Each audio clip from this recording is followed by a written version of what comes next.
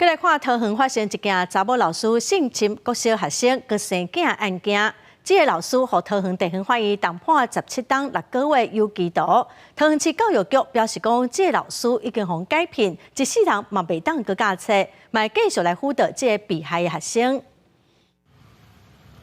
桃园传出一件某一个国小性侵的女老师，2020年担任高年级班导师，伫早自习、孝道也是音乐体育课性侵害查甫囡仔至少9届，甚至阁有新生一个囝，去互桃园地方法院依照对未满14岁查甫囡仔强制性交，也甲性交等罪重判17年6个月，也可以当上诉。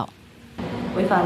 教师专业伦理的情节重大，终身不能聘任的一个情况，经学校依教师法予以解聘，那并登录于我们教师不适任人员系统中，以避免老师再度回学校任教。 教育局表示，2020年9月2日通报好亲像桃园性侵害事件，随启动性平会调查，已经改聘女老师，也订立无责任教育的人员系统，所以伊终身袂使阁加册。即马嘛持续督导学校积极追踪加辅导被害学生囡仔。